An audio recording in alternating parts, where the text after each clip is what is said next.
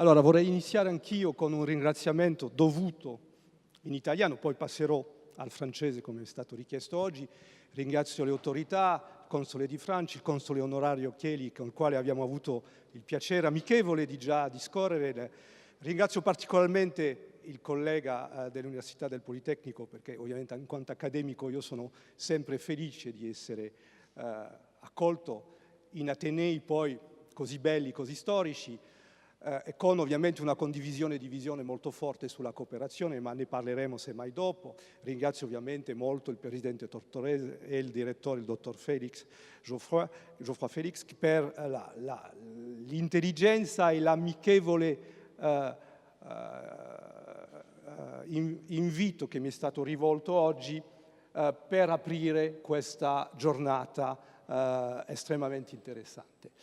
Je passerai donc maintenant au français, bien sûr en vous disant ma grande disponibilité ensuite pour d'éventuelles questions en italien. Vous l'avez bien compris, l'italien étant, je ne veux pas citer des hommes politiques qui disaient longtemps « l'Italie est le pays que j'aime », mais très certainement l'italien est une langue que j'aime. Et donc, je serai très très heureux de passer dans les deux langues si c'est opportun aujourd'hui.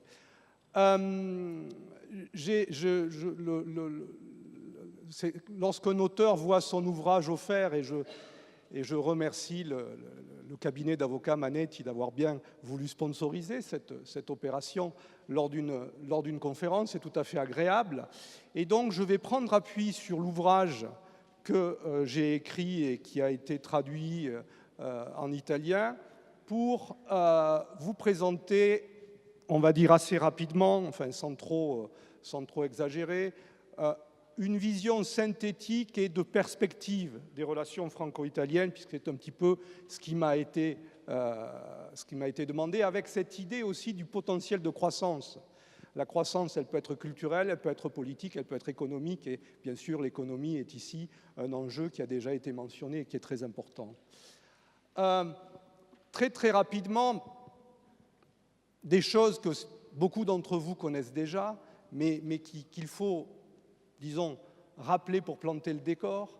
Alors, l'Italie, à la base des perceptions entre la France et l'Italie, il y a le fait que l'Italie, dans l'histoire, dans ce que j'appelle, moi, le roman historique national français, l'Italie est une référence assez marginale.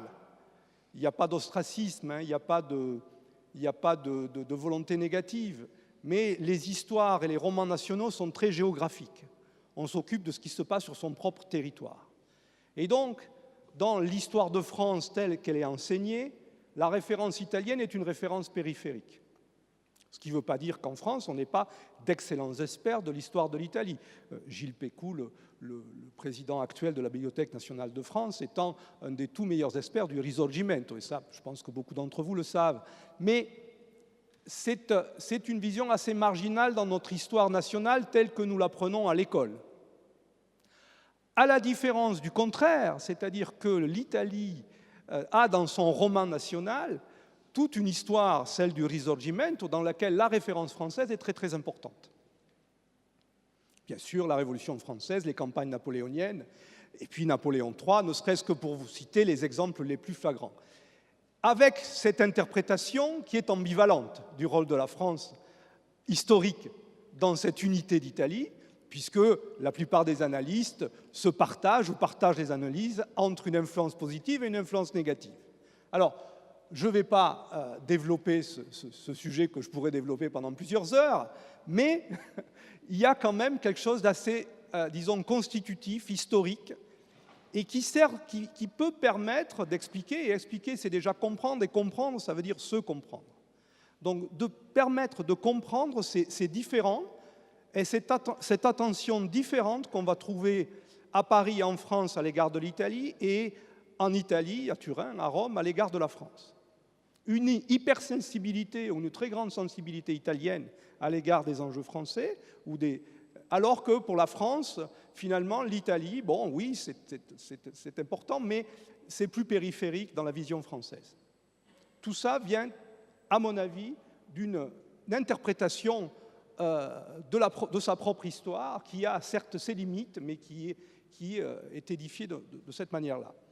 La France, donc, et ça c'est pour rappeler cet état culturel. La France a une vision très bienveillante de ses rapports avec l'Italie, une vision assez peu informée souvent, mais bienveillante.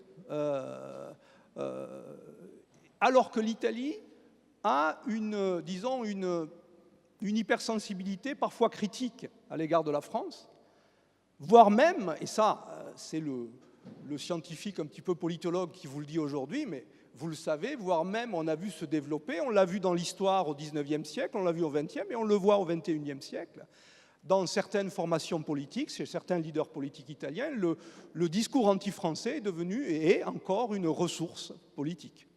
Bon, ça peut apparaître comme marginal, mais ça ne l'est pas par certains côtés. Ce sont des différences, mais qui sont importantes et qui, d'après moi, conviennent d'expliquer aussi pour peut-être les atténuer. Voilà. Alors, ce constat, et je sais qu'il y a des experts, donc je vais être assez rapide sur ces questions-là, mais la France et l'Italie sont deux États membres de l'Union européenne, des pays modernes, dont on a du mal à mesurer l'intégration. Bien sûr, il y a les données économiques, il y a le modèle classique, celui d'une Italie, d'un État membre exportateur et donc qui bénéficie de l'échange d'exportation avec la France, en particulier, mais pas seulement. Et puis, celui d'une France qui est un investisseur important avec cette question des investissements directs français en Italie, qui est un investisseur, si ce n'est le premier pays en termes d'investissement direct, dans l'industrie, dans les services, dans la transformation italienne. Et ça, vous en êtes, vous, des acteurs, donc c'est avec une très grande humilité que je peux décrire ces genres de choses. Mais la banque, l'assurance, le luxe, l'aérospatial, alors pas d'investissement direct, mais enfin certains, mais on a l'optique, bien sûr, on a de nombreux exemples en tête lorsqu'on décrit cette réalité. Donc c'est une très très forte intégration qui a ses spécificités et qui n'est pas équilibrée. C'est-à-dire qu'on a un très grand bénéfice commun dans cette intégration, mais avec des spécificités qui sont un petit peu différentes dans un sens ou dans l'autre.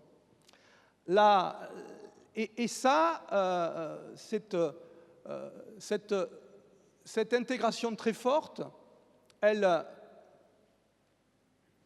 s'accompagne aussi de visions dans lesquelles on a deux membres de l'Union européenne qui croient bien se connaître, dans lesquelles finalement les structures juridiques sont assez semblables. Bon, je ne vais pas faire l'histoire de l'adoption du Code Napoléon et de son importance en Italie, alors que peut-être à un certain moment le Piémont était même un département de l'Empire français. Mais bon, on ne va pas revenir sur ce genre de choses, mais qui sont tout à fait intéressantes et significatives.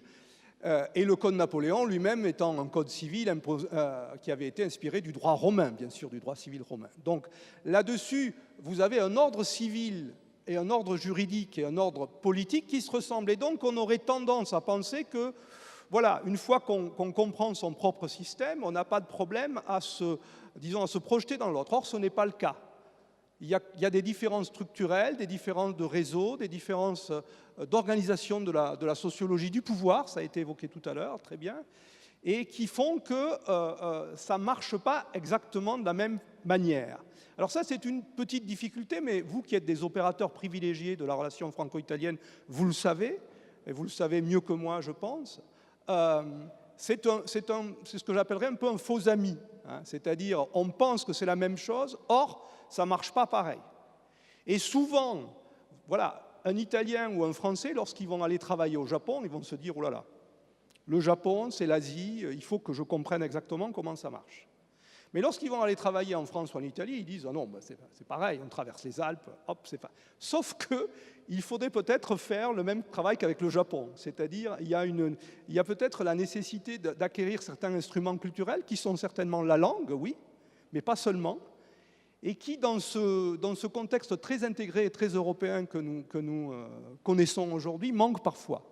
Donc il y a cette chose, et je pense que ce sont des idées qui ont déjà été évoquées et qui le seront aujourd'hui dans les tables rondes. Et puis aussi cette question qui a été évoquée tout à l'heure, et je remercie le président de l'Alliance française d'avoir bien voulu me lire, ce qui est un plaisir, mais d'avoir relevé cette analyse que je faisais du rôle de l'État. Et je me permets de la mettre en avant aujourd'hui, puisqu'on a cette idée aussi qui est une idée économique dans cette journée. Le rôle de l'État dans l'économie est un paramètre important. Alors là-dessus, on a un modèle assez similaire, puisqu'on a en France et en Italie, on n'est pas dans des systèmes que j'appellerais ultralibéraux, puisqu'on a des États qui sont des actionnaires. Hein. L'État français étant actionnaire d'Airbus, de Thales, d'EDF, bon, j'en passe, de Dassault, j'en passais des meilleurs, hein, de DCNS, enfin bon bref. Donc, toute une série d'actionnariats qui sont parfois des actionnariats uniques. Hein. Mais vous avez bien sûr la même chose en Italie, avec l'État italien qui est actionnaire de Fincantieri, de Leonardo, de l'Enel, de l'Eni, et là aussi, j'en oublie au passage. Bon. Il y a une logique d'État et d'intervention de l'État dans l'économie et d'actionnariat qui est assez importante. Et ça, sur le franco-italien, pendant longtemps, ça a été un peu sous-évalué.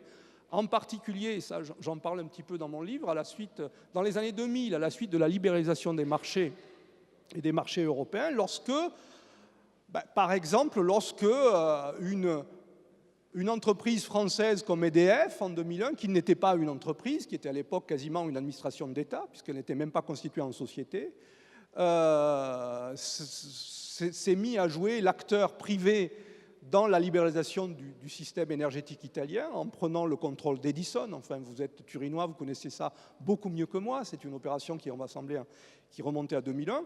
Et ça a provoqué toute une série de conséquences et de problématiques qui étaient assez difficiles à gérer à l'époque. Puisqu'il fallait mettre ensemble des actionnariats, le rôle d'actionnaire, par exemple, de l'État français dans l'EDF, disons de contrôle total, celui de l'Italie dans l'Enel, et puis la réglementation des marchés, la libéralisation, le rôle des privés, enfin tout un cocktail qui ne pouvait pas trouver de solution dans la simple application de la règle européenne.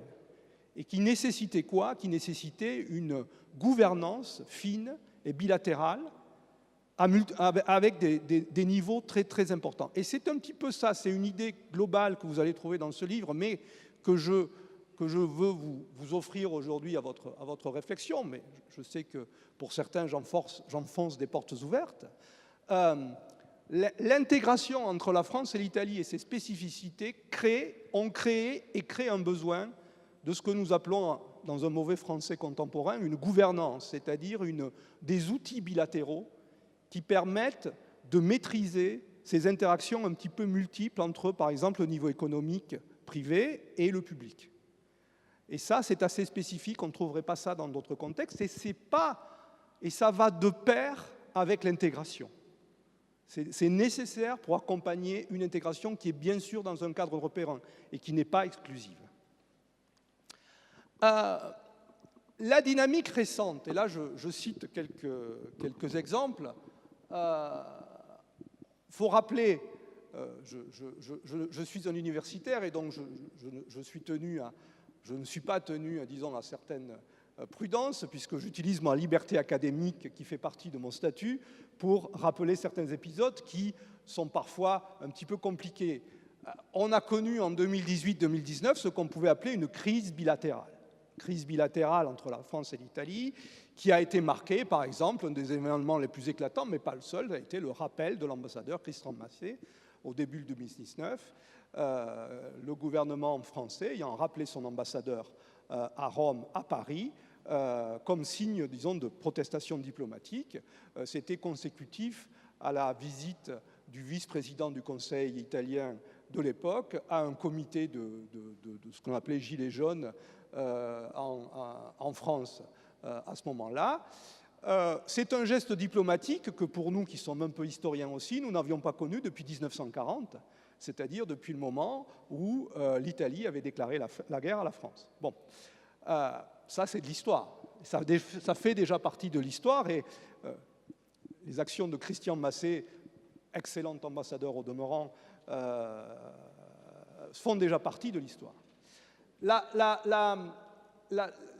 Qu'est-ce que cette crise bilatérale? Elle était liée à un contexte politique particulier, je vais y revenir rapidement, mais c'est celui d'une opposition politique assez forte entre, disons, la première présidence Macron, celle qui avait commencé en 2017, avec une Assemblée française qui était du même parti et du même bord que le président de la République française de l'époque, donc avec cette vision un petit peu transversale, on va dire modérée, au centre de l'échiquier, entre le centre droit et une partie du centre gauche, et une majorité italienne qui avait changé à la suite des élections de 2018 et qui avait débouché de manière un petit peu compliquée, il y avait une crise assez longue à l'époque, hein, vous vous en souvenez tous, sur un gouvernement assez original dans l'histoire politique italienne, qui était l'alliance entre le mouvement 5 étoiles et la Lega. C'était le premier gouvernement de M. Giuseppe Conte, président du Conseil à l'époque. Il y avait à l'époque donc une opposition assez forte entre les deux, une position de politique que je rappellerai après. Mais il ne faudrait pas croire que dans cette opposition politique de l'époque, on n'avait pas que cette opposition s'arrêtait à cet aspect politique. Cette crise de 2018-2019 a permis de voir apparaître des éléments problématiques qui étaient sous-jacents. C'est pour ça que je voudrais rappeler l'année 2017. J'aime bien faire de l'histoire récente, parce que 2017, c'est déjà très loin. C'était il y a 8 ans. En même temps, c'est très très près. 2017, nous avions eu à l'époque l'élection en France de M. Emmanuel Macron à la présidence de la République. Une élection qui s'était d'ailleurs faite sous un thème très européen, puisqu'il y avait un attachement à l'Europe revendiqué de la part du président de la République française. Bon. Mais un des premiers signes de grandes complications des relations franco-italiennes à l'époque, ça avait été l'affaire STX Fincantieri. Alors, j'ai devant moi des gens extrêmement informés, je ne vais pas vous refaire, disons, l'historique de cette affaire STX Fincantieri, mais en gros, cette entreprise en France de construction navale, dite des chantiers de l'Atlantique, appelée autrement STX, on avait convenu une reprise industrielle par l'Italie et par le groupe Fincantieri sous le gouvernement, enfin sous la présidence Hollande, précédant la présidence Macron, et ça avait été remis en cause, tout au moins dans ses modalités, par la présidence de la République Macron, une fois élue, pour des raisons essentiellement de politique interne, puisque à l'époque, l'opposition de M. Macron au second tour de la présidentielle avec Mme Le Pen avait provoqué une surenchère sur des thèmes de souveraineté et de souveraineté économique et industrielle, qui avait fait que M. Macron avait revendiqué une majorité dans cet accord, pour des raisons qui peuvent s'expliquer, mais qui ont été à l'époque extrêmement mal reçues en Italie, puisque cette rupture de l'accord STX Fincantieri en 2017 avait créé chez les opérateurs italiens, même ceux favorables à la France, une véritable incompréhension. Donc là, on avait un exemple assez typique de cette difficulté parfois, là on parlait d'investissement direct, mais de cette difficulté à gérer les conséquences et les effets de bord de ces accords industriels, puisqu'il y avait un jeu assez compliqué. Je n'ai pas le temps, mais si vous voulez, on pourrait en reparler, mais cette affaire STX Fincantieri a été par bien des égards significative et elle s'est mal finie, entre guillemets, puisqu'on n'a plus rien fait de cet accord à la suite. Il y a eu une tentative de le réanimer, mais cette réanimation a fait long feu. Et ce même été, l'été 2017, on avait eu aussi un été de tous les dangers, entre guillemets, entre la France et l'Italie, puisqu'à l'époque, le gouvernement Gentiloni, qui était un gouvernement de centre-gauche en Italie et qui était sur une ligne politique tout à fait compatible avec la présidence française de l'époque, avait insisté lors d'un sommet à Trieste en juillet 2017 sur l'urgence que représentait l'immigration en Italie et l'urgence que représentait l'immigration en provenance du sud, de la rive sud de la Méditerranée, en disant à Angela Merkel et à Emmanuel Macron qu'il avait réunis à Trieste, écoutez, il vous faut m'aider pour cette gestion-là parce que ça peut devenir un problème de politique interne qui pourrait changer la donne sur l'échiquier politique. Il avait tout à fait raison, puisque les élections de 2018 ont bien montré que cette analyse avec une forte percée, par exemple, de la Lega, qui était un parti qui affichait son opposition et qui affiche son opposition à l'immigration, ont bien montré la politisation de ce thème. Et la France, à la suite de ça, organise une conférence sur la Libye à Paris, à la salle Saint-Cloud, en août 2017. Et puis cette conférence, elle est organisée sans véritablement que les Italiens s'en aperçoivent aussi. Bon, il y a toute une histoire assez cocasse là-dessus, hein, mais que je ne vais pas détailler. Mais conclusion, cette conférence qui était censée améliorer les choses, disons, sur le scénario libyen, va empirer la relation bilatérale entre la France et l'Italie, ou tout au moins momentanément. Là aussi, avec ce dossier immigration et le dossier Libye qui apparaissent comme deux points extrêmement sensibles. Bon. Tout ça amène à quelque chose d'assez intéressant, c'est le sommet bilatéral de Lyon de 2017. Vous le savez peut-être, depuis 1982, à la suite d'un accord politique entre François Mitterrand, enfin entre la présidence Mitterrand française, et puis le gouvernement Spadolini à l'époque, et puis avec aussi l'assentiment du président Sandro Pertini, qui lui-même était socialiste, donc tout ça au début des années 80, on avait eu l'institution des sommets bilatéraux franco-italiens, donc des sommets annuels de gouvernement qui se sont tenus donc historiquement à partir de 82 toutes les années. Il y a eu quelques interruptions, mais la continuité avait été assurée.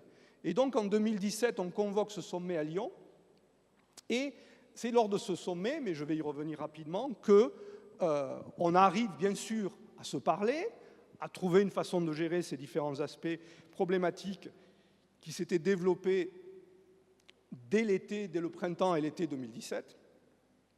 Et puis on va, et c'est à ce moment-là qu'apparaît quelque chose d'assez intéressant, qui est l'idée de créer un traité bilatéral entre la France et l'Italie, mais je vais y revenir sur ce détail-là, ça date donc du sommet de Lyon.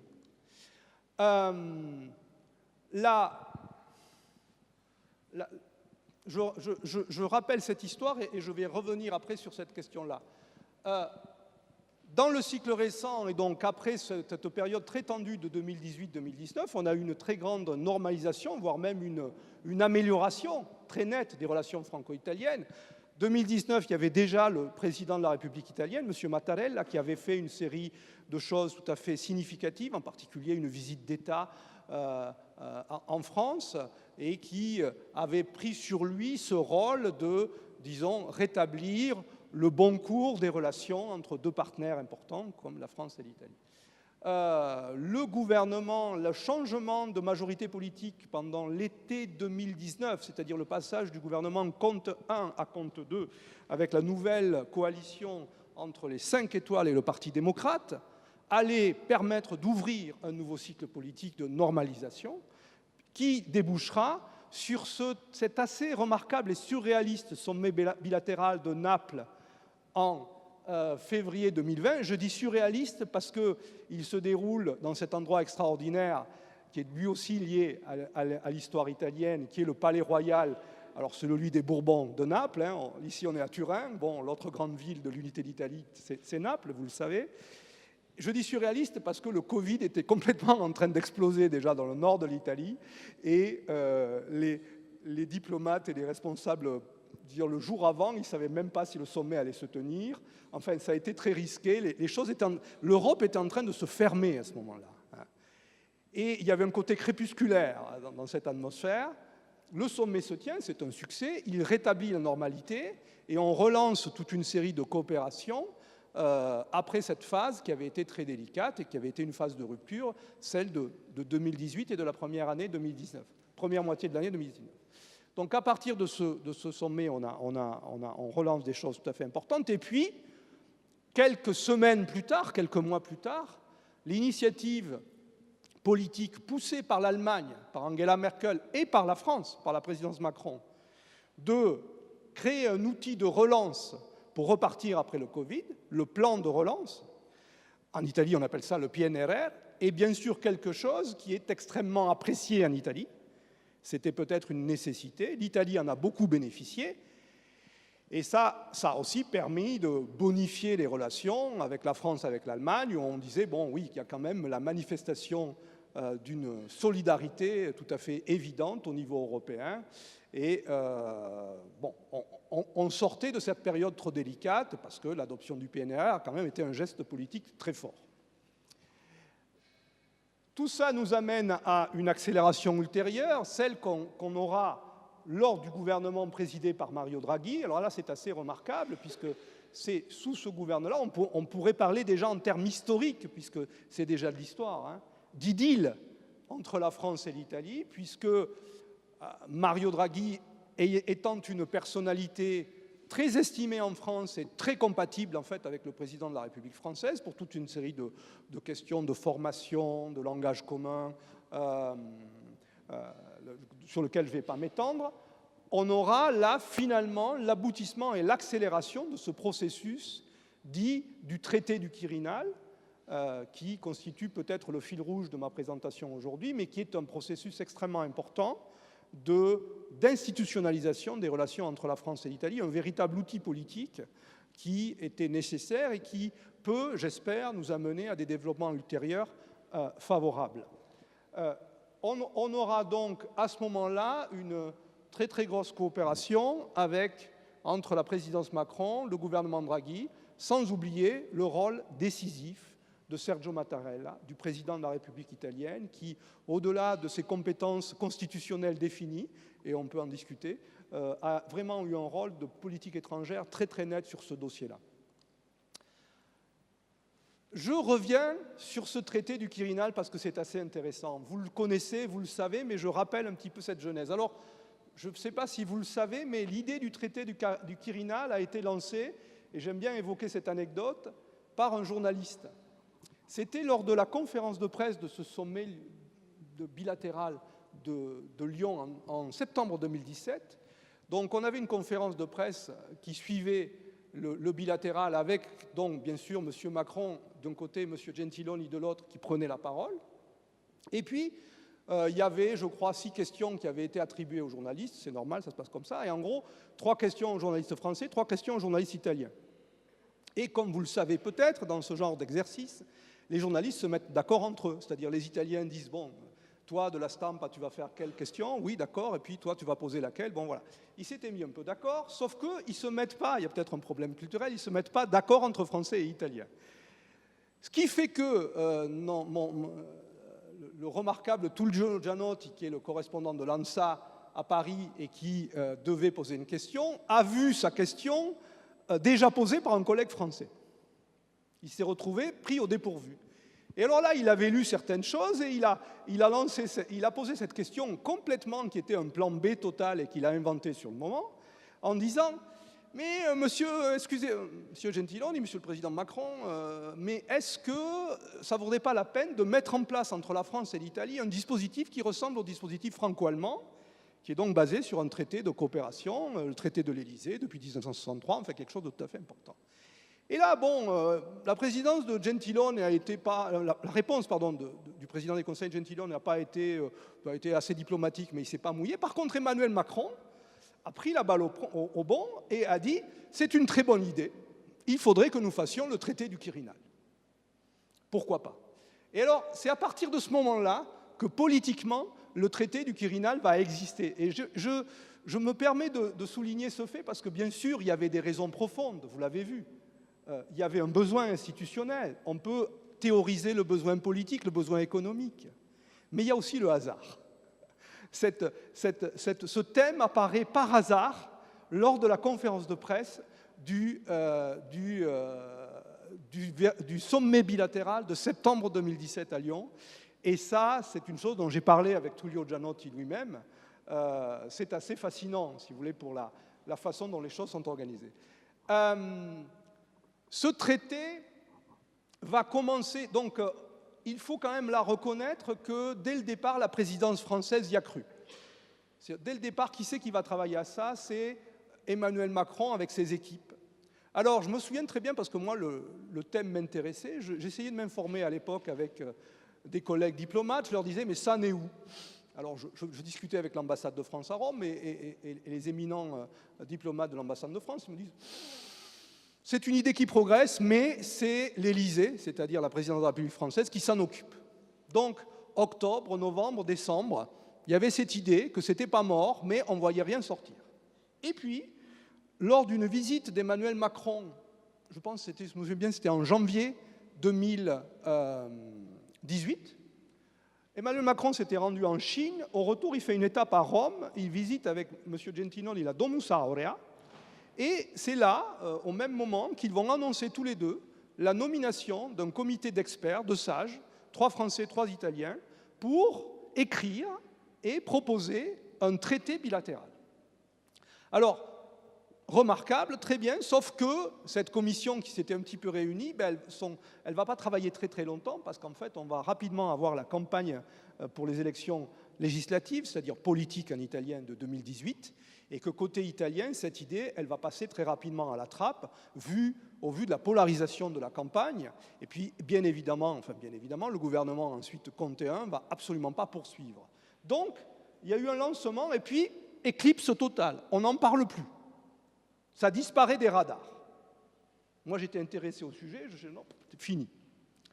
Et je me souviens très bien que j'avais été interviewé, je pense, en 2019, lors du renouvellement du traité franco-allemand, puisqu'on avait signé à Aix-la-Chapelle une version mise à jour du fameux traité franco-allemand dit de l'Élysée de 1963.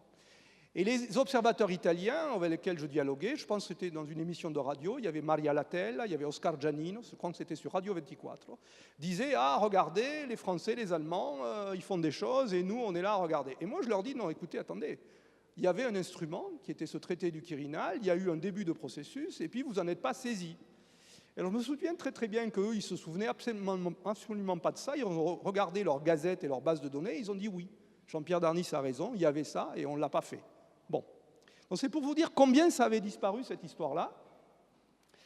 Sauf que la normalisation des relations en février 2020, le sommet de Naples, va permettre de reparler de cette question. Et là, ce sont de manière plus classique les diplomaties qui reprennent le dossier. Alors, avec le Covid, ça ne va pas tellement progresser. Le Covid a vu...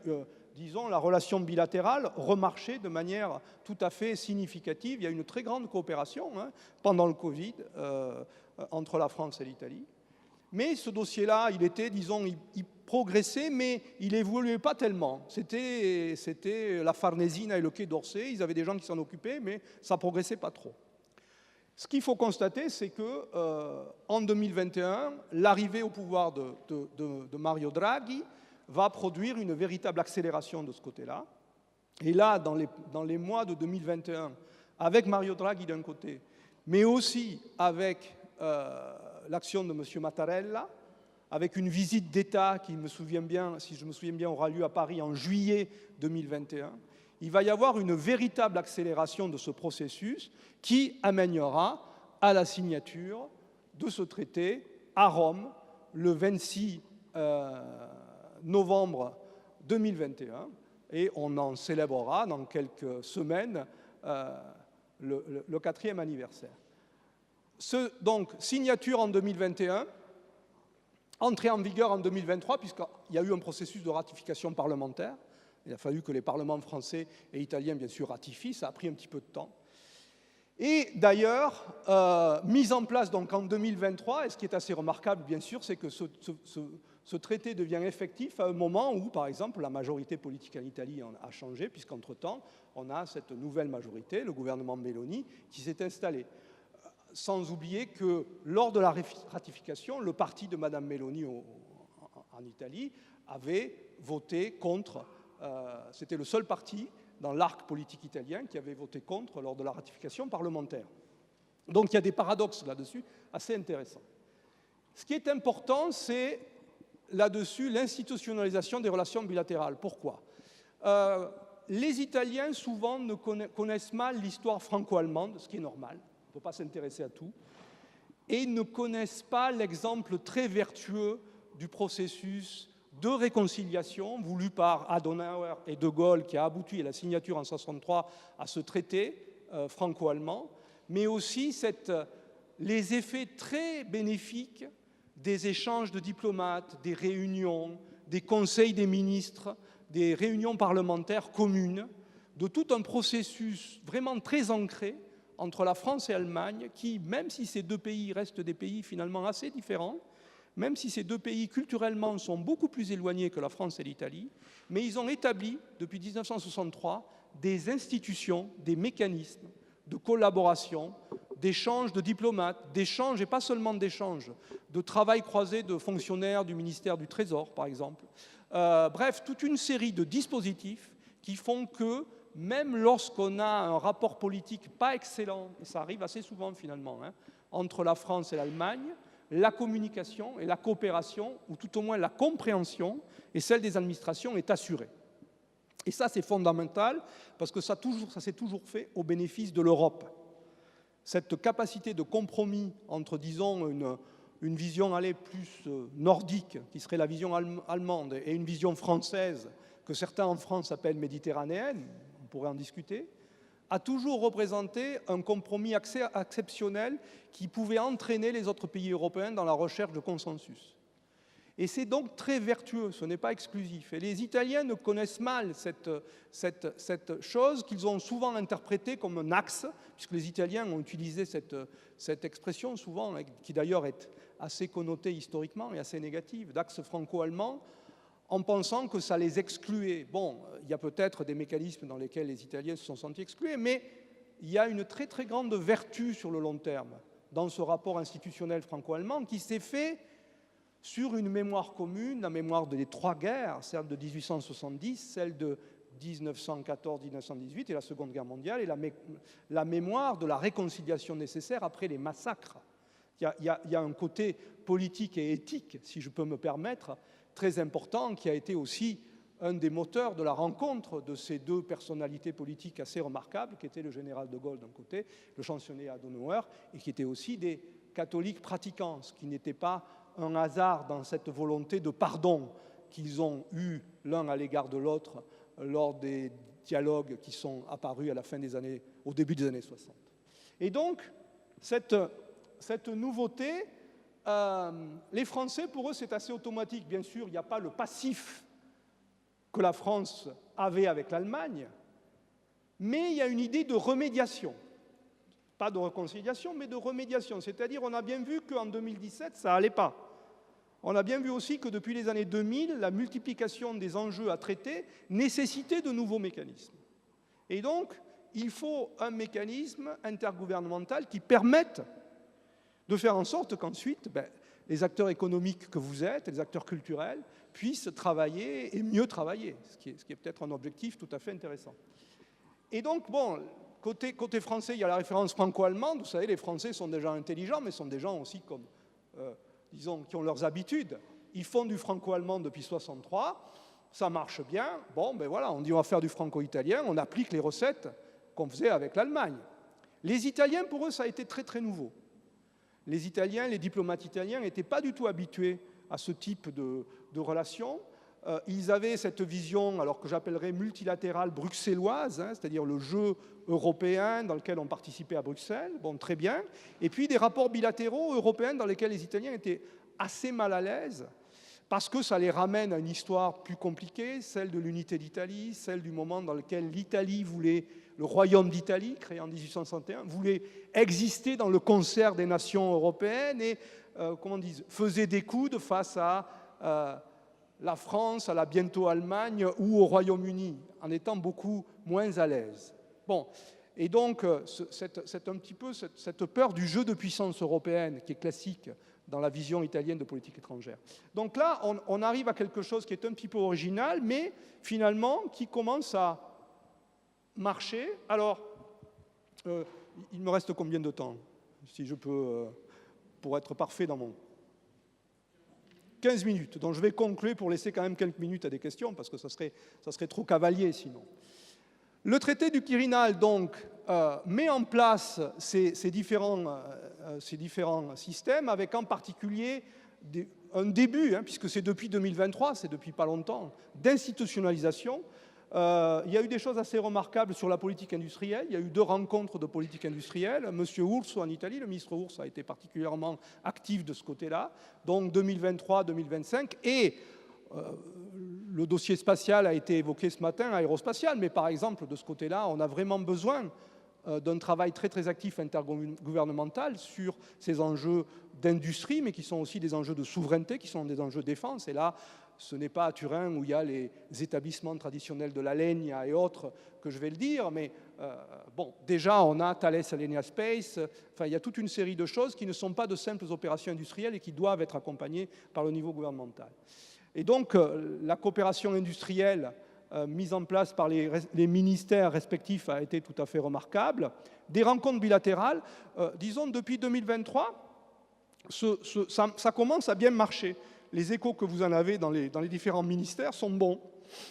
Par exemple, le ministre des Transports, M. Salvini, a toujours eu traditionnellement d'excellentes relations avec son homologue français, enfin c'est tout au moins ce qui moi m'a été rapporté, même si dans sa casquette politique, M. Salvini s'est souvent fait le porteur d'une vision polémique à l'égard d'Emmanuel Macron ou à l'égard de la France. Vous voyez, il y a des paradoxes comme ça qu'on ne peut que constater, qui sont là, mais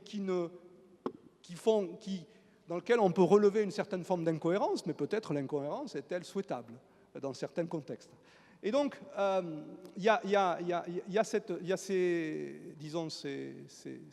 aspects, avec une limite par rapport aux franco-allemands, c'est que nous sommes dans une période, excusez-moi l'expression, de vache maigre, c'est-à-dire de faible disponibilité budgétaire, à la fois côté italien et côté français, et ça vous le savez. Et donc le traité du Quirinal n'a pas véritablement été accompagné par la création de nouveaux postes de dépenses. Je cite, et à Turin, vous avez le rectorat de l'université italienne, de l'université de Turin, pardon, qui sont des gens remarquables, qui assure la présidence de l'université franco-italienne, qui est une institution qui a été reprise dans le traité du Quirinal, mais qui est précédente. Bon, si vous regardez les documents publics officiels, le budget dont dispose l'université franco-italienne, allez, excusez-moi, à la louche, il tourne à peu près à 400 000 €. Si vous regardez l'Office franco-allemand pour la jeunesse, qui est la grande institution de coopération culturelle franco-allemande, qui a été créée à la suite du traité de 63, il tourne à peu près, on est à peu près sur 38-39 millions, donc on est presque à 40 millions d'euros. Ça fait un rapport de 1 à 100. Alors, bien sûr, vous allez me dire, il y a des différences et tout ça, bon, ok, mais vous voyez un petit peu, moi je le déplore, mais je n'accuse personne, parce que la contrainte budgétaire est ce qu'elle est. On ne peut pas multiplier le pain, malheureusement, même si on aurait envie d'y croire. Mais il y a quand même, malheureusement, une différence d'échelle là-dessus qui est un petit peu, peut-être un peu dommage. Mais bon, on peut tout à fait la comprendre aussi dans le contexte actuel. Et puis, un autre aspect, c'est que ce traité du Quirinal, il a vu la partie haute ne pas fonctionner, la partie haute, c'est-à-dire les relations entre le président de la République française et madame le président du Conseil italien, ne pas fonctionner pour des questions que la presse a beaucoup commentées, mais enfin, en gros, voilà, il n'y avait pas eu, dans le cycle récent, de rencontres bilatérales à haut niveau. Alors, ça a changé depuis juin 2025 de cette année, lorsque M. Macron s'est rendu à Rome dans une visite spécifique et dédiée. Il avait déjà rencontré Mme Meloni, mais pas de manière bilatérale, dans des événements multilatéraux. Et là, il y a eu une visite qui a rétabli la communication et, disons, la fluidité des rapports à haut niveau, et qui devrait, si tout va bien, mais on est maintenant dans un cycle politique français un petit peu compliqué, donc l'instabilité politique française peut jouer là-dessus aussi, mais qui devrait, tout va bien, amener à une forme de dynamisme, alors que le niveau interministériel marche bien. Mais on manque un peu de ça. Et ce qui fait que certaines des mesures, comme par exemple ce fameux sommet bilatéral annuel, n'avaient pas été jusqu'ici mises en œuvre. Il est maintenant à l'agenda. Monsieur le consul l'a évoqué tout à l'heure, je pense pour la date de mars. Il devrait bien sûr se dérouler en France. Le dernier ayant eu lieu à Naples, si la logique bilatérale est respectée. Quelqu'un m'a parlé de Toulouse, justement, puisqu'il y a aussi cet accord important industriel dans le spatial que la presse a surnommé Bromo et qui prévoit une intégration des industries italiennes et françaises de production de satellites. Bon, voilà, les choses en sont là, souhaitons que ça se passe, mais bien sûr, il y a un cycle politique. qui peut être... voilà. Quelques rapides, et je vais conclure pour laisser quand même l'espace à une ou deux questions. Donc, les dynamiques économiques dans ce contexte-là, j'en ai déjà parlé, mais on a un cycle tout à fait intéressant. Ce sont des éléments que j'ai déjà décrits en introduction, dont je passe très rapidement, et qui, investissement direct d'un côté, export de l'autre, mais aussi question stratégique. Je faisais mention de ce dossier que j'évoquais juste à l'instant, le dossier Bromo, donc la création d'un groupe spatial commun, vous montre bien l'importance des enjeux et le caractère transversal des enjeux. Parce que dans le franco-italien, il y a bien sûr les échanges, il y a le commerce, il y a l'industrie manufacturière italienne, il y a les débouchés français, il y a la filière du luxe qui est intégrée et qui produit une valeur extraordinaire en France et en Italie. Et maintenant, les opérateurs italiens vous le disent tous. Donc, on est sorti de certaines petites visions négatives de départ. Mais il y a aussi, dans le cadre qui est celui de la guerre en Ukraine, dans le cadre qui est celui des tensions internationales, du réarmement européen, de la nécessité de la relance d'une industrie de la défense, il y a aussi, par exemple, ce dossier très très important de l'industrie spatiale, dont un des principaux enjeux, c'est aussi la fourniture de systèmes spatiaux pour la défense, avec en particulier des commandes allemandes extrêmement importantes en ce sens. Bon, bref. Et là, vous le voyez, les aspects politiques, les aspects institutionnels, les aspects stratégiques, qui vous montrent bien combien l'outil bilatéral et combien ce traité, qui permet de mettre ensemble les ministères de la Défense, les ministères de l'Industrie, est nécessaire. Parce que les simples règles et la simple intégration européenne, qui, bien sûr, n'est absolument pas remise en cause par ces rapports bilatéraux, mais qui se base sur un système, disons, de libre marché, de concurrence, qui a très très longtemps été le paradigme européen, ne permet pas de gérer les aspects stratégiques et défense qui sont hors des mandats des institutions européennes. Et là, ça vous montre bien l'utilité, l'utilité du franco-allemand aussi, puisqu'on a les mêmes dispositifs, mais là aussi, l'utilité du franco-italien et du traité lié à une vision de développement économique et industriel. On est quand même à l'heure où on a une Allemagne qui reconvertit son outil industriel, avec Rheinmetall qui décolle. Vous savez le dynamisme de Leonardo en ce moment. Bon, voilà, il y a des choses importantes qui ne sont pas que purement économiques, à maîtriser et à mieux gouverner ensemble. Et puis, les perspectives actuelles.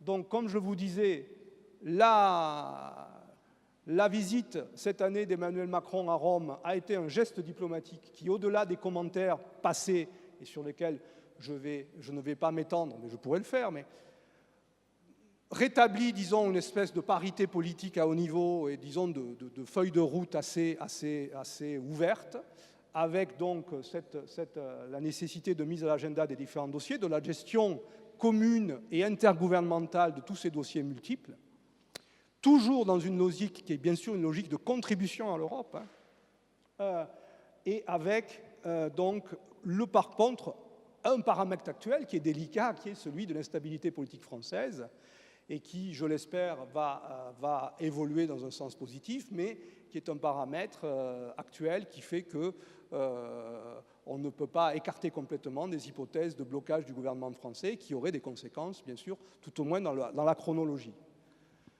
Un dernier point très rapide et qui est fondamental et que je résume en une seule idée, c'est que, comment vous dire, faire du franco-italien, c'est contribuer à l'Europe. C'est-à-dire l'Europe, ce n'est pas un jeu à somme nulle. Si vous faites marcher une coopération d'un côté, ça ne se fait pas au détriment des autres. Ça bénéficie à tout le monde. Ça a été longtemps, et c'est longtemps une erreur d'analyse qu'on trouve par exemple dans l'école géopolitique ou dans certaines revues italiennes, et pas seulement, dans lesquelles on croit que pour aller mieux soi-même, il faudrait aller, excusez-moi, piquer des ressources de quelqu'un. Non, l'Europe, ça ne marche pas comme ça. Si vous créez de la valeur, elle se crée pour tout le monde. Par contre, s'il y a un problème dans un pays, ça crée des conséquences négatives pour tout le monde. Le blocage éventuel de la France n'est pas une bonne nouvelle ni pour l'Allemagne ni pour l'Italie. D'accord ? Bon. Donc, à côté de ce rapport franco-allemand qui est fondamental, un rapport franco-italien renforcé et disons, est une création de valeur franco-italienne, mais aussi une création de valeur européenne. Ça permet de rapprocher, de créer des coalitions, de progresser. Et on sait bien, et je conclus là-dessus, combien le rapport Draghi, et c'est pas, je ne cite pas Mario Draghi par hasard, mais combien le rapport Draghi a pointé les réserves de croissance que nous aurions dans une meilleure intégration. Donc la nécessité pour l'Europe, c'est de faire un chemin plus intégré. Et dans ce contexte-là, le renforcement du rapport bilatéral franco-italien peut être une contribution importante et tout au moins doit être un outil dont, je l'espère, nous pourrons nous emparer de plus en plus. J'ai été peut-être un peu long, mais je crois que je suis resté dans le créneau qui m'avait été imparti. Je vous remercie. E ovviamente se c'è anche qualche domanda in italiano vi risponderò.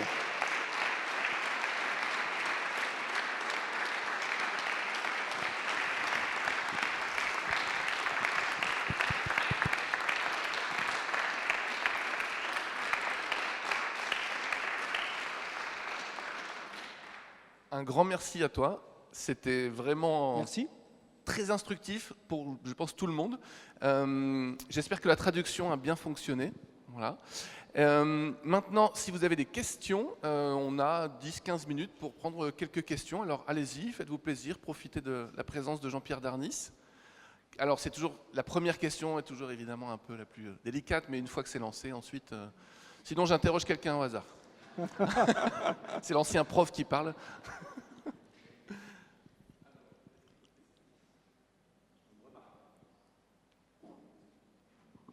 Moi, je veux bien m'arrêter aussi, c'est pas un problème.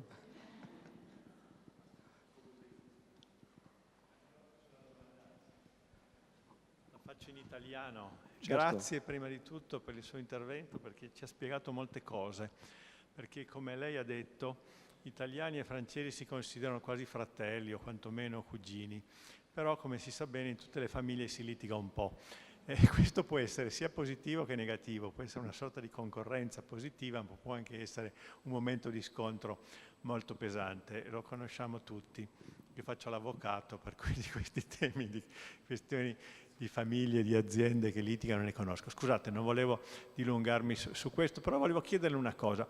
C'è un tema molto delicato che è quello dell'interazione fra i rapporti bilaterali e i rapporti multilaterali, che è un tema secondo me piuttosto confuso, perché certe volte si pensa sono solo gli americani che non vogliono più i rapporti multilaterali, ma vogliono i rapporti, più che altro Trump, più che gli americani, ma vogliono i rapporti bilaterali. Ma noi che siamo inquadrati in un contesto europeo possiamo farlo, non possiamo farlo, ci sono dei vincoli, non ci sono dei vincoli, ci sono delle opportunità.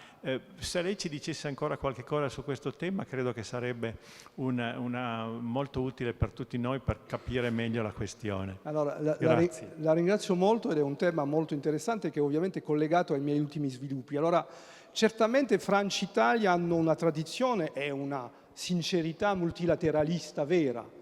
La Francia ha una tradizione che tra l'altro prende radici nella rivoluzione francese, quindi quella dell'esportazione di diritti considerati come universali facendo parte della sua carta costituzionale, ma anche l'Italia della Repubblica Italiana per altri motivi culturali legati alla sua Costituzione ha altrettanto un fondamentale orientamento sul multilateralismo. Questo però fa sì che dal punto di vista di un multilateralismo globale le posizioni francesi e italiane da questo punto di vista sono estremamente vicine e paragonabili, ma come lo sono e come con la maggior parte delle democrazie europee. Su quello, insomma, nel contesto attuale, allora, vi ho fatto parte delle mie idee sistemiche su il fatto che il rinforzamento di rapporti bilaterali intraeuropei sia necessario e deve essere visto come un contributo a una maggiore integrazione e non come un isolamento pericoloso, perché comunque l'integrazione è talmente profonda che non c'è questo rischio. Insomma, non è. Si pone però, io dalla sua domanda derivo un'altra prospettiva che è un po' complicata, quella dei nostri rapporti bilaterali con la zona non europea. Siamo integrati, siamo nell'Unione e va bene, ma fuori l'Unione come facciamo? L'Italia e la Francia hanno due politiche estere diverse da questo punto di vista, con delle zone diverse, con delle espressioni diverse, che, insomma, a volte non è che hanno competizione, ma ad esempio possono suscitare degli apprezzamenti particolari. Vi devo dire che uno dei dossier più, direi, da osservare con grande attenzione adesso è quello che si sta svolgendo ad esempio in Africa, in Mali, ma anche in Niger. Perché? Perché la Francia, per tutta una serie di motivi che io, ovviamente, anche molto negativi, è stato cacciata da alcuni regimi, penso al Mali, penso al Niger, alcune dittature, ma subendo anche una propaganda anche cinese o russa che disegna l'ex colonia francese come la responsabilità universale di qualsiasi nefandezza, che non è vero, però certamente c'è questa operazione. L'Italia è rimasta in Niger con un piccolo contingente, ma significativo, militare, e la Francia e l'Italia guardano adesso con estrema preoccupazione una potenziale, non dico implosione del Mali, ma l'attuale evoluzione, se non involuzione della situazione in Mali, dove una forma di ritorno di potere da gruppi jihadisti islamici piuttosto duri potrebbe a catena poi avere un effetto sul Mali, ma anche un effetto regionale sui paesi vicini, il che non sarebbe una buona notizia. Non lo è per la Francia, non lo è per l'Italia, che con il piano Mattei ha lanciato una grande iniziativa, o comunque vuole un'iniziativa rivolta al Mediterraneo, o che ha come idea questo co-sviluppo, ovvero sia lo sviluppo in loco per impedire l'immigrazione, che è diventato un fattore politicamente molto scottante con l'Italia. Lì è molto delicato perché alla fine la stabilità della zona o limitare le conseguenze dell'instabilità è veramente una priorità comune per Francia e Italia. Quindi uno potrebbe dire va bene, lì è impeccabile, però fra una Francia che anche nella sua componente militare ha sempre avuto un orientamento di controllo delle zone africane legato anche a una storia dell'apparato militare dell'esercito francese, e la nuova, direi, realtà italiana che comunque è rimasta in Niger perché il governo nigerino gli ha chiesto di rimanere, quindi è un po' una novità, però l'Italia ha un piede lì, l'esercito italiano ha un piede lì mentre la Francia non l'ha più. Ci sono delle espressioni di rivalità anche in contesti diplomatici che secondo me andrebbero lavorate, perché alla fine, se uno guarda l'analisi della zona, siamo di fronte a qualcosa che crea problemi. Allora, questa è una mia analisi personale, un esempio molto, direi, puntuale, però certamente c'è molto da fare, secondo me, sulla politica estera non integrata, ovvero sia la proiezione internazionale su zone non di integrazione, nelle quali purtroppo direi storicamente, ci sono dei riflessi più nazionali che portano a delle forme di incomprensione e di scontri o di rivalità, mentre gli interessi dello scenario globale sono veramente comuni. Perché la stabilità, voglio dire, è necessaria sia per Francia che per l'Italia, e voglio dire, le differenze sono veramente... Allora, io ho preso questo esempio perché secondo me è un esempio un po' sottovalutato, ma importante del momento. Ovviamente potremmo anche parlare di altre tematiche, il rapporto con gli Stati Uniti, ad esempio, che insomma, in questo momento è una cosa piuttosto complicata, però insomma, mi fermo qua. Bonjour, Catherine Roussel pour AIFI. Nous nous occupons d'interculturel. Vous avez très justement souligné au début de votre intervention le fait que souvent les différences culturelles entre la France et l'Italie sont négligées. J'aurais voulu savoir si vous avez un exemple vécu dans votre carrière, une situation à laquelle vous auriez été confronté justement sur ces différences négligées et comment elles ont été abordées. Merci. Alors j'avoue que c'est une demande assez difficile parce que moi, depuis mes études, je navigue entre la France et l'Italie, dans les systèmes universitaires français et italiens, dans les institutions françaises ou italiennes, où j'ai quasiment toujours eu un double rattachement. Donc, je suis un petit peu habitué à ces allers-retours. Et j'ai du mal à qualifier, à vous répondre d'une manière culturelle, parce que j'ai toujours considéré qu'il y avait un déficit, d'abord dans les instruments linguistiques. Par exemple, la langue italienne n'est plus assez apprise et pas assez parlée en France. Ça, c'est un véritable problème. L'enseignement de l'italien dans les lycées et collèges français est en grande faiblesse, et si on n'enseigne pas la langue, on n'a pas les clés de compréhension. Donc si vous voulez, ça c'est une réponse très nette, mais je vous donne un élément très terre-à-terre qui pour moi est assez important et que je n'ai jamais, disons, j'ai jamais épargné mes amis du gouvernement ou mes amis diplomates lorsque je les rencontrais en leur disant il y a quand même un problème de ce côté-là. Donc un problème linguistique côté français, certainement. La diminution des capacités d'apprentissage d'italien en France est un problème. Et puis ensuite, il y a des questions que j'appellerais de connaissances. Je ne sais pas si vous appelez ça culturel, mais voilà, par exemple, la connaissance institutionnelle, la connaissance des systèmes institutionnels français et italiens est très très faible. Moi, quand j'enseigne à mes étudiants, que ce soit en France ou en Italie, par exemple, si j'enseigne aux Français le système électoral italien et comment les gouvernements italiens se forment et comment, dans un régime parlementaire, ils me regardent avec des yeux de merlan-frit en disant « mais qu'est-ce que c'est ça ?»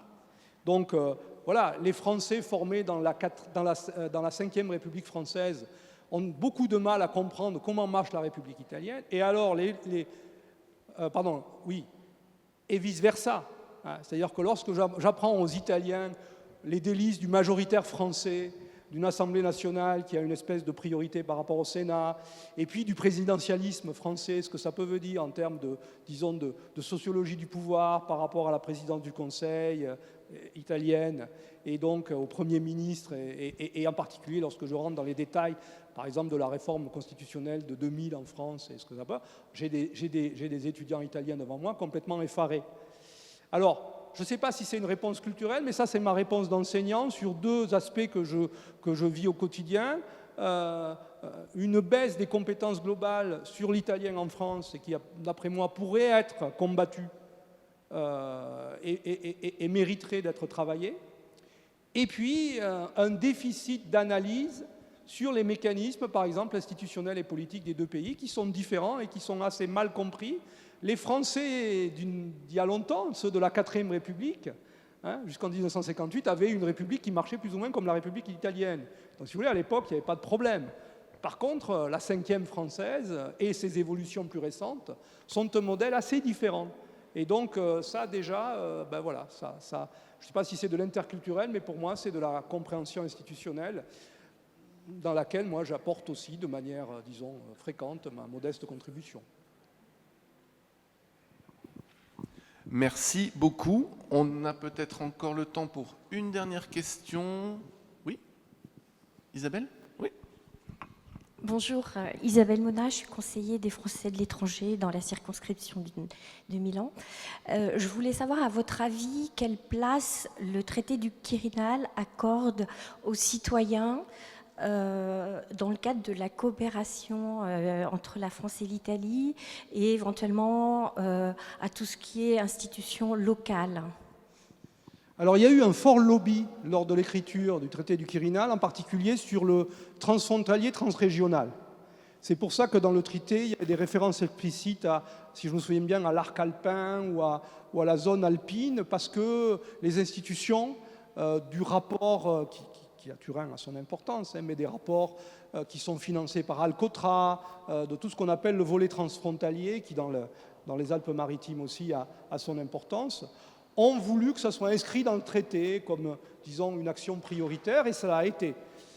Et on constate que même s'il n'y a pas de mécanisme dédié, il faut dire quand même que ce traité du Quirinal, il marche, et on voit beaucoup d'opérateurs, en particulier côté italien, s'en emparer.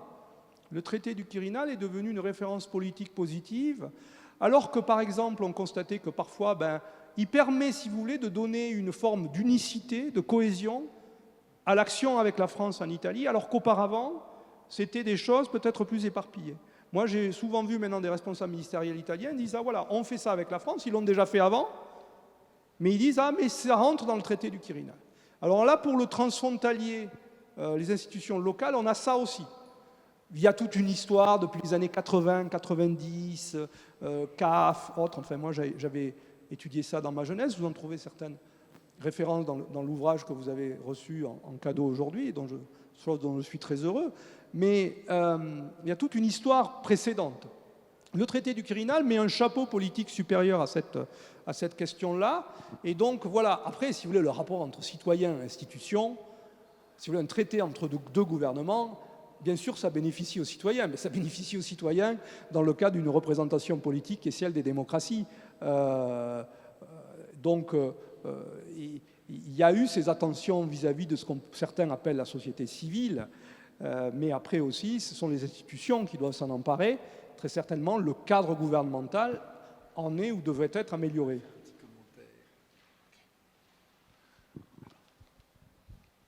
Juste un petit complément à cet exposé extrêmement complet dont je vous remercie. Sur juste le point société civile et transfrontalier, on a précisé qu'on a quand même un comité interministériel transfrontalier qui s'est réuni pour la première fois à Turin et puis ensuite à Nice et qui permet justement de passer à un niveau à la fois gouvernemental, parce que sont représentés les deux ministres des Affaires étrangères et les ministres des Transports, mais aussi à un niveau, disons, local, puisque sont représentés, on voit au chapitre, et que s'expriment abondamment les collectivités locales à cette occasion-là. Donc c'est un élément de complément à l'échelon gouvernemental qu'on a évoqué. Merci. Merci. Et on va prendre une dernière question. Allez, on est généreux aujourd'hui. Bonjour, je m'appelle Hugues Moussy, je travaille ici pour la Commission européenne dans une agence qui est basée à Turin et qui est chargée en fait de travailler avec tous les pays du pourtour du voisinage européen sur l'adaptation des compétences pour le marché du travail. Et donc évidemment, moi je me situe du côté du multilatéral. On travaille avec les pays du voisinage européen et pas avec les pays européens. Et donc j'ai une question sur le traité du Quirinal. Je me demandais dans quelle mesure il y avait des liens étroits ou non, ou des liens aussi de compétition au niveau éducatif. Alors tous les niveaux éducatifs, pas seulement l'université, mais aussi la formation professionnelle, entre la France et l'Italie, et si des liens institutionnels à ce niveau-là avaient été créés. Encore une fois, je parle moins des échanges au niveau de l'enseignement supérieur, mais de tout ce qui relève d'une formation professionnelle pour adapter la force de travail au marché du travail européen. Merci. Écoutez, le traité du Quirinal, comme l'a dit fort justement Monsieur le Consul, met un chapeau, disons, qui permet d'augmenter le niveau politique et institutionnel de traitement à toute une série de dynamiques qui existaient déjà. Alors, par exemple, bon, vous ne voulez pas que j'en parle, mais je m'excuse, l'université franco-italienne, hein, qui est quelque chose qui existe depuis longtemps, maintenant rentre dans ce dispositif, mais enfin, ça ne l'a pas révolutionné, ça a permis de monter un niveau. Alors, moi, sur les aspects très précis que vous évoquez, je pense que vous êtes plus compétent que moi pour y répondre, parce que je ne suis pas un spécialiste de la formation professionnelle et continue, et donc je n'ai pas une idée très précise des dispositifs là-dessus. Je peux vous parler, oui, des ESABAC, ça je connais bien, du lycée, je vous parle de l'université, qui est un milieu que je connais très bien, mais vous avez déjà exclu ce secteur-là de votre intérêt. Sur la formation professionnelle, je vous avoue, je ne veux pas dire ma relative ignorance, mais je ne voudrais pas avoir l'air d'affirmer des choses que je ne maîtrise pas complètement sur les dispositifs franco-italiens de formation professionnelle. Mais Monsieur le Consul est là pour suppléer ma différence, heureusement. On fait un duo magnifique. Non, sur la formation professionnelle, il y a une coopération qui s'est développée entre ce qu'on appelle les CMQ en France. Ne me demandez pas ce que ça veut dire CMQ, j'oublie toujours. Merci beaucoup. Ah oui, c'est vrai qu'on a une experte en plus ici qui connaît ça beaucoup mieux que moi. Et les ITS du côté italien qui marchent très bien. J'étais justement il y a 2 jours à Biella pour inaugurer une nouvelle coopération dans le domaine du textile. Donc voilà, c'est vraiment une coopération qui marche bien et qui rapproche de force de la France et de l'Italie sur cette catégorie qui est celle des techniciens supérieurs, mais on a ça dans des tas d'autres domaines maintenant. Je ne sais plus combien on en a qui ont été inaugurés. Ah ben voilà, tiens, un complément. complément d'information. Alors l'Institut français répond à une demande de l'ambassade en ce moment d'animation tous les vendredis, quasiment jusqu'au mois de janvier, de webinaires dans lesquels les représentants des CMQ français et des ITS par filière se rencontrent, se parlent, se découvrent et essaient de mettre en place des rencontres de mobilité pour les enseignants et pour les élèves, pour les étudiants. Donc avec le consul, on était à Bielle là, et c'était le CMQ des Gobelins qui est venu découvrir l'ITS sur le textile, mais on a la mécatronique, la chimie, les transports. Donc certains partenariats sont déjà bien avancés avec des accords signés, d'autres un peu moins, mais pour l'instant, tous les webinaires ont montré un réel intérêt d'un côté comme de l'autre d'avancer dans cette coopération franco-italienne qui, nous espérons, puisse arriver un jour à des doubles diplômes du style ESABAC, mais pour la formation professionnelle supérieure. Merci Michaela. Et j'en profite pour dire que l'Alliance française de Biella était également associée à cette initiative de mardi.